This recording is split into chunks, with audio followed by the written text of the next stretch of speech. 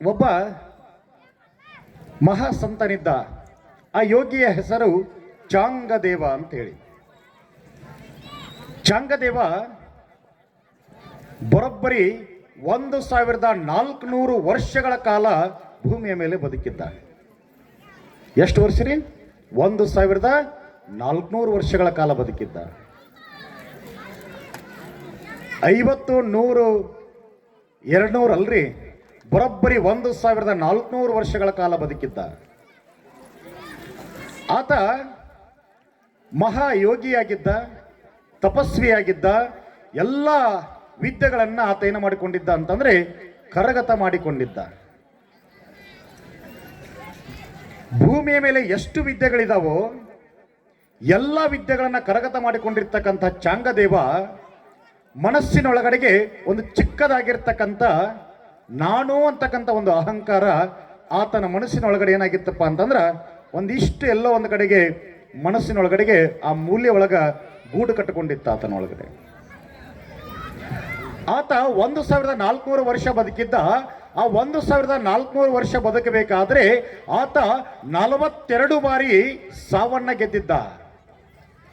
ಒಂದಲ್ಲ, ಎರಡಲ್ಲ, 5 ಅಲ್ಲ, 10 ಅಲ್ಲ, ಬರೋಬ್ಬರಿ 42 ಬಾರಿ ಸಾವನ್ನ ಗೆದ್ದಿರ್ತಕ್ಕಂಥ ಯೋಗಿ ಯಾರು ಅಂತಂದ್ರೆ ಆತನೇ ಚಾಂಗದೇವ.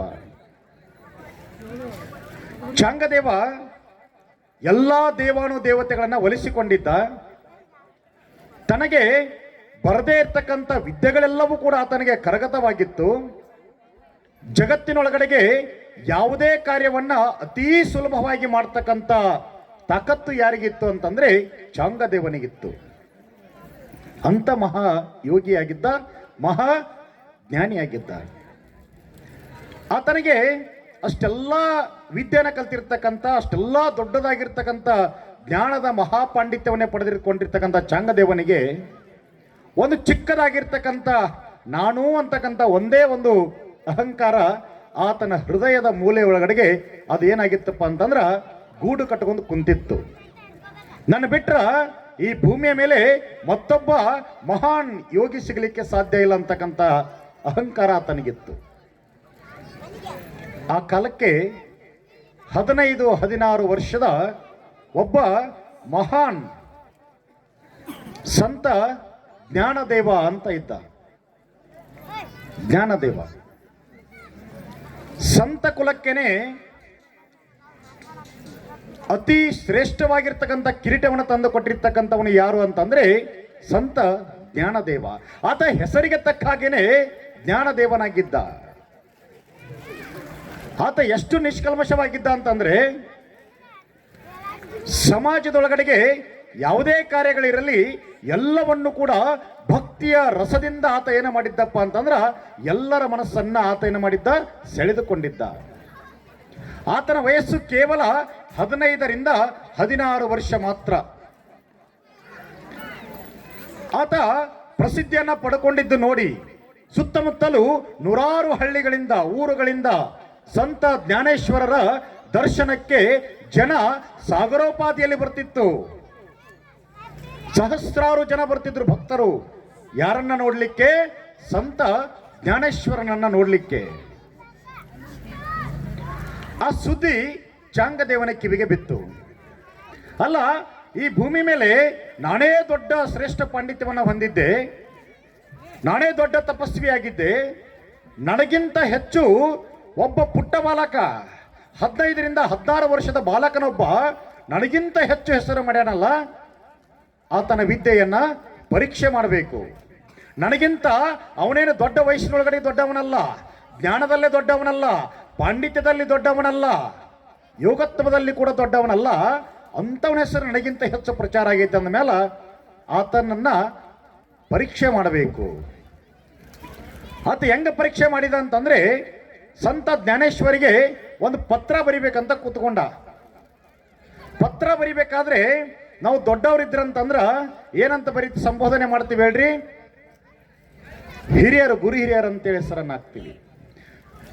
ಬಹಳ ಆತ್ಮೀಯರಿದ್ರಂತಂದ್ರ ಪ್ರೀತಿ ಅಂತ ಬರಿತೀವಿ. ಸಣ್ಣ ಮಕ್ಕಳು ಇದ್ರಂತಂದ್ರ ಅವರಿಗೆ ಪ್ರೀತಿ ಪೂರ್ವಕ ಆಗಿರ್ತಕ್ಕಂಥ ಆಶೀರ್ವಾದವನ್ನ ಬಯಸ್ತೀವಿ. ಆದರೆ ಯಾವಾಗ ಚಾಂಗದೇವ ಕೈಯಲ್ಲಿ ಬರಿಬೇಕು ಅಂತ ಪೆನ್ನನ್ನ ಹಿಡಿದು ಆ ಹಿಡಿದ ಸಂದರ್ಭದೊಳಗಡೆಗೆ ಆತನಿಗೆ ಏನಂತ ಸಂಬೋಧನೆ ಮಾಡಬೇಕು? ಆತನನ್ನ ಜ್ಞಾನಯೋಗಿ ಅನ್ನಬೇಕಾ, ಧ್ಯಾನ ಯೋಗಿ ಅನ್ನಬೇಕಾ, ತಪಸ್ವಿ ಅನ್ನಬೇಕಾ, ಪುಟ್ಟ ಬಾಲಕ ಅಂತ ಅನ್ಬೇಕಾ, ಏನಂತ ಬರಿಬೇಕಂತ ಗೊತ್ತಾಗ್ಲಿಲ್ಲ ಅವನಿಗೆ ಪತ್ರವನ್ನ. ಅದಕ್ಕಾತ ಏನು ಮಾಡಿದಪ್ಪ ಅಂತಂದ್ರ ಆ ಪತ್ರದೊಳಗಡೆ ಒಂದೇ ಒಂದು ಅಕ್ಷರವನ್ನ ಮೂಡಿಸ್ಲಿಲ್ಲ. ಆ ಪತ್ರವನ್ನ, ಸಂದೇಶವನ್ನ ಹಾಗೆ ಕಳಿಸಿದ ಜ್ಞಾನದೇವನಿಗೆ. ಪತ್ರದಾಗ ಏನು ಬರೀಲಿಲ್ರಿ, ಖಾಲಿ ಖಾಲಿ ಪತ್ರ ಕಳಿಸಿದ. ಆ ಪತ್ರದ ಸಂದೇಶ ಜ್ಞಾನದೇವನ ಕೈಗೆ ಮುಟ್ತು. ಅವಾಗ ಜ್ಞಾನದೇವನ ತಂಗಿ ಮುಕ್ತಾಬಾಯಿ, ಸಂತೆ ಮುಕ್ತಾಬಾಯಿ, ಆ ಸಹೋದರಿಗೆ ಆ ಸಂದೇಶವನ್ನ ತೋರಿಸ್ತಾರ ಜ್ಞಾನೇಶ್ವರರು. ನೋಡ್ತಾರ, ಅದರೊಳಗಡೆ ಒಂದೇ ಒಂದು ಅಕ್ಷರ ಇರೋದಿಲ್ಲ. ವಾಪಸ್ ಆ ತಾಯಿ ಸಂತೆ ಮುಕ್ತಾಬಾಯಿ ಬರೆದು ಕಳಿಸ್ತಾಳೆ. ಏನಂತ? ಚಾಂಗದೇವರೇ, ನೀವು 1400 ವರ್ಷಗಳ ಕಾಲ ಭೂಮಿಯ ಮೇಲೆ ಬದುಕಿರಿ, 42 ಬಾರಿ ಸಾವನ್ನ ಗೆದ್ದಿದ್ದೀರಿ, ಮಹಾ ತಪಸ್ವಿಗಳು, ಮಹಾಯೋಗಿಗಳು, ದೊಡ್ಡ ಪಂಡಿತರು. ಆದರೆ ಹಾಳೆಯ ಮೇಲೆ ಬರಿಲೇ ಇರ್ತಕ್ಕಂಥಷ್ಟ್ರ ಮಟ್ಟಿಗೆ ನೀವೇನಾಗಿದ್ದೀರಪ್ಪ ಅಂತಂದ್ರ ನಿಮ್ಮ ಹೃದಯ ಖಾಲಿ ಆಗೈತಿ. ಹಾಳೆಯ ಮೇಲೆ ಒಂದೇ ಒಂದು ಅಕ್ಷರ ಮೂಡಿಸಿಲ್ಲ ಅಂತಂದ್ರೆ ನಿಮ್ಮ ಹೃದಯದ ಒಳಗಡೆ ಏನಾಗೈತಿ? ಪ್ರೇಮ ಭಾವವೆಲ್ಲವೂ ಕೂಡ ಖಾಲಿ ಆಗೈತೆ ಅಂತೇಳಿ ಸಂತೆ ಮುಕ್ತಾಬಾಯಿ ಜ್ಞಾನೇಶ್ವರನ ತಂಗಿ ವಾಪಸ್ ಅದೇ ಸಂದೇಶವನ್ನ ಬರೆದು ಕಳಿಸ್ತಾಳ. ಆ ಸಂದೇಶ ಚಾಂಗದೇವನಿಗೆ ಮುಟ್ಟುತ್ತೆ. ಚಾಂಗದೇವ ಅದನ್ನು ಓದಿದ ತಕ್ಷಣನೇ ಆತನಿಗೆ ತಡ್ಕೊಳಕ್ಕಾಗೋದಿಲ್ಲ. ಆತನ ಪಿತ್ತು ನೆತ್ತಿಗೇರಿತ್ತು.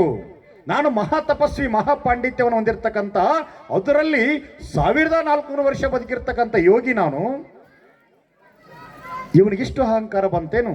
ಹಾಗಾದ್ರೆ ಅವ್ನು ನೋಡಬೇಕು ಅಂತೇಳಿ ಏನು ಮಾಡಿದಪ್ಪ ಅಂತಂದ್ರೆ ಚಾಂಗದೇವ ಹುಲಿಯ ಮೇಲೆ ಸವಾರಿಯನ್ನು ಮಾಡಿಕೊಂಡು ಕೈ ಒಳಗಡೆಗೆ ನಾಗದೇವನನ್ನ, ನಾಗರಹಾವನ್ನ ಹಿಡ್ಕೊಂಡು ಹೆಂಗ ಹೊಂಟಿದ್ದಪ್ಪ ಅಂತಂದ್ರೆ ಆ ನಾಗದೇವನ ಹಿಂಗೆ ತಿರುಗಿಸ್ಕೊಂತ, ಚಾಟಿ ಬೀಸ್ಕೊಂತ ವೀರಾವೇಶದಿಂದ ಹೊರಟಿದ್ದ ಹುಲಿಯ ಮೇಲೆ ಸವಾರಿಯನ್ನು ಮಾಡಿಕೊಂಡು ಚಾಂಗದೇವ.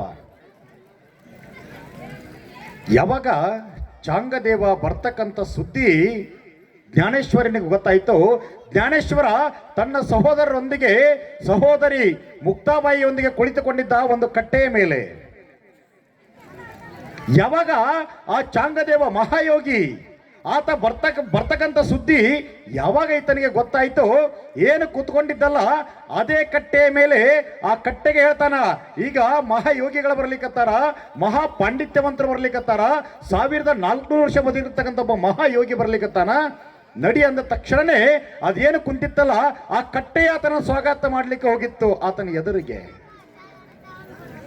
ಕಟ್ಟೆನೇ ಹೋಯಿತು. ಅಲ್ಲಿವರೆಗೆ ಆತ ಎದುರುಗಡೆಗೆ ಹುಲಿ ವೇಷಧಾರಿಯಾಗಿ ಹುಲಿಯ ಮೇಲೆ ಕೂತ್ಕೊಂಡು ಸವಾರಿ ಮಾಡ್ತಾ ಕೈಯಲ್ಲಿ ಹಾವನ್ನ ಹಿಡಿದು ಹೀಗೆ ಚಾಟಿ ತರ ಬೀಸ್ಕೊಂತ ಆತ ಬರ್ತಿದ್ದ. ಬರೋದನ್ನ ನೋಡಿ ಚಾಂಗದೇವ ಆ ಕಡೆಯಿಂದ ಕಟ್ಟೆ ಮೇಲೆ ಬರ್ತಾ ಇದ್ರು. ಅದನ್ನ ನೋಡಿ ಆಶ್ಚರ್ಯ ಆಯಿತು. ನಾನು ಪ್ರಾಣಿಗಳ ಮೇಲೆ, ಜೀವಿಗಳ ಮೇಲೆ, ಮನುಷ್ಯರ ಮೇಲೆ ನಾನೇನು ಮಾಡಿದೆ? ಸವಾರಿ ಮಾಡಿದೆ. ಆದರೆ ಆತ ಭೌತಿಕ ವಸ್ತುಗಳ ಮೇಲೆ ಸವಾರಿ ಮಾಡಿದಲ್ಲ. ಅವನು ಎಷ್ಟು ಶ್ರೇಷ್ಠ ಜ್ಞಾನೇಶ್ವರ! ಅಷ್ಟು ಅನ್ಕೊಂಡವನ ಎದುರುಗಡೆ ಬಂದ್ರು ಜ್ಞಾನೇಶ್ವರ. ಆ ಕಟ್ಟೆಯಿಂದ ಕೆಳಗಡೆ ಇಳಿದು ಆ ಕಡೆಯಿಂದ ಯೋಗಿ ಬರಕತ್ತಿದ್ದ. ಓಡಿ ಹೋಗಿ 3 ಜನ ಏನು ಮಾಡ್ತಾರೋ ಚಾಂಗದೇವನಿಗೆ ನಮಸ್ಕಾರ ಮಾಡ್ತಾರ. ಅವರ ನಮಸ್ಕಾರ, ಅವರ ಚಮತ್ಕಾರ, ಅವರ ಸರಳತೆಯನ್ನು ನೋಡಿ ಆತ ಚಾಂಗದೇವನಿಗೆ ಅನಿಸ್ತು, ನಾನು ತಪ್ಪು ಮಾಡಿಬಿಟ್ಟೆ. ವಯಸ್ಸು 16 ಇರಲಿ, ಆತನ ಜ್ಞಾನ ಅತ್ಯಂತ ಶ್ರೇಷ್ಠವಾಗಿತ್ತು, ಆತನ ಶಕ್ತಿ ಶ್ರೇಷ್ಠವಾಗಿತ್ತು. ನಾನು ಕೇವಲ ಜೀವಿಗಳ ಮೇಲೆ ಹಕ್ಕನ್ನು ಸಾಧಿಸಿದ್ದೆ. ಆದರೆ ಭೌತಿಕ ವಸ್ತು, ಜೀವ ಇಲ್ಲದೆ ಇರ್ತಕ್ಕಂಥ ವಸ್ತುಗಳ ಮೇಲೆ ಆತ ಏನು ಮಾಡಿದ್ದ? ಸಾಧನೆಯನ್ನ ಮಾಡಿದ್ದ. ನನಗಿಂತ ಶ್ರೇಷ್ಠ ಯಾರು ಅಂತಂದ್ರೆ ಸಂತ ಜ್ಞಾನೇಶ್ವರ ಅಂತೇಳಿ ಹೆಮ್ಮೆಯಿಂದ ಹೇಳಿಕೊಂಡಿದ್ದ ಚಾಂಗದೇವ.